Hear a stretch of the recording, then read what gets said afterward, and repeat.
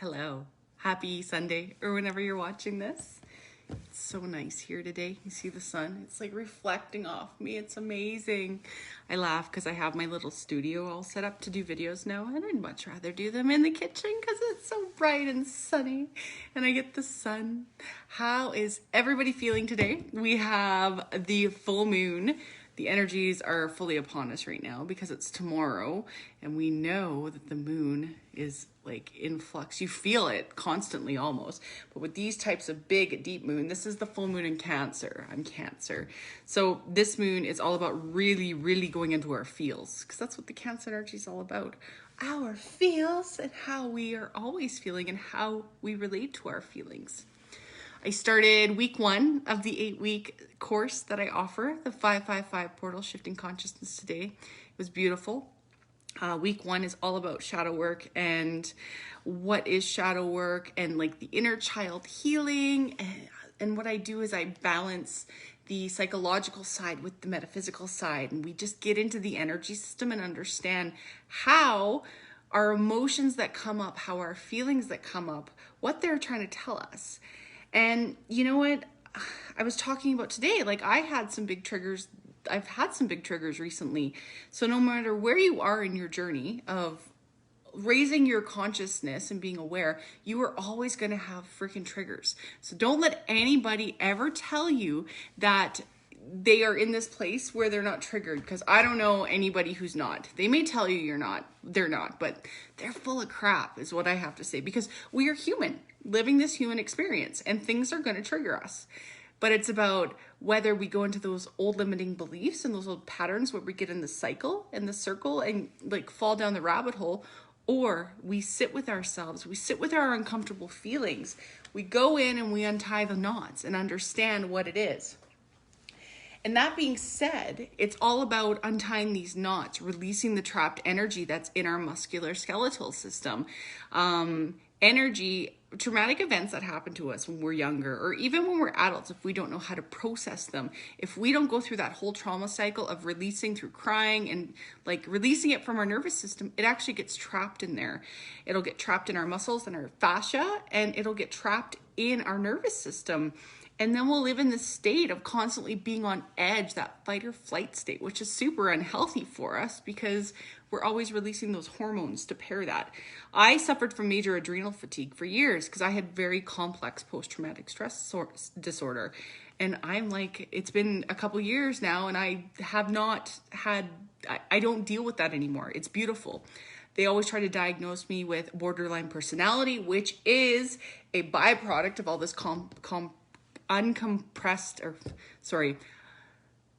I can't even talk now, which is a byproduct of all that trauma that goes on if we haven't processed it. See, I like lost my mind there. It's hilarious. So yeah, as you work through these knots, it's beautiful and you realize. And so I had some triggers the last couple weeks, like the same trigger coming up in my reality. And I'm like, I found myself getting grumpy. And usually when I get grumpy, it's because I'm not processing something properly. So I took a time out, I went to the gym, and then I had a shower after, and I just asked my body, what is this? Like, what is it trying to tell me? And it gave me the answer, and it's beautiful. And it's going to be something that I'm still working through, because they don't just disappear like that if they're deep rooted beliefs. But I just paired that with working with the law of assumption of my self-concept and taking myself to where that person that I am now is, and that person in the end, in the state that I'm visualizing myself to be in. I may not be in that moment that I'm triggered, but where am I in that state, that highest quantum level, that highest timeline? And I took myself to who that girl is. And I'm like, yeah, I fucking got this. It's beautiful. So that being said, work through these things. Please do not go down the rabbit hole with your trauma. And I'm not saying that you won't, because we do sometimes and we lose our cool because we're human. But when we do that, dust yourself off, give yourself a little brush off and be like, I got this. I'm resetting, I'm going inside and I'm revising, I'm forgiving, releasing any shame, guilt, fear, distrust, anything that's in my body right now. And I'm coming back to center. I'm coming back to me. And that's the beauty of our minds, because our mind is the all. All is in the mind. all starts in the mind. And our concept of self starts in the mind. I talked about as well how self-love is very important, but self-love is trumped by self-concept, because the concept that we have of ourselves creates that self-love. If we have a concept of ourselves that we're a piece of shit and we are not worthy and we're not good enough, we're going to create those experiences in our life. So go inside that self-concept that you hold of yourself, that internal dialogue that's running the show, and ask yourself those questions. Rewrite it. Start saying things like, I am amazing, I am the best, I am lovable. And it's not about ego. It's about believing that you are and aligning with that energy. This is what raising our vibration is about.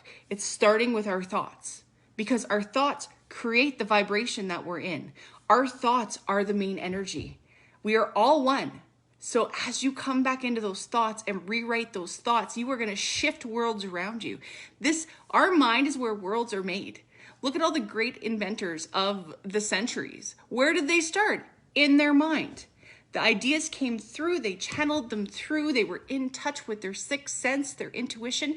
They knew what they were meant to do, and they stepped into that and they owned it. And they knew they were worthy and amazing and beautiful and smart and inventive.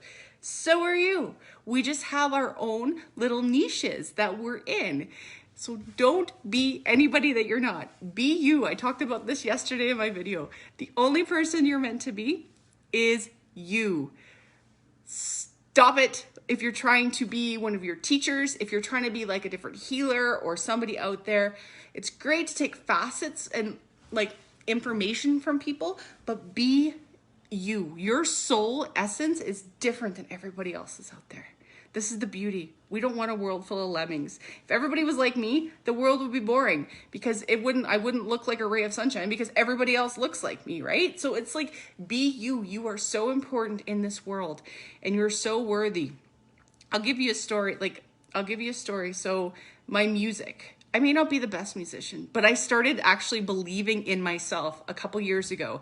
And my musical skills are like, I'm not some shredder on the stage, but I create beautiful sounds. Like when I write music on my electric, it's really cool. And I have been so lucky. I've manifested in the most amazing musicians to play with, who are uber talented, like light years beyond me. But when I play with them, I level up with them, right? Like, because it's all about balance and calibration, and we calibrate to those who are around us.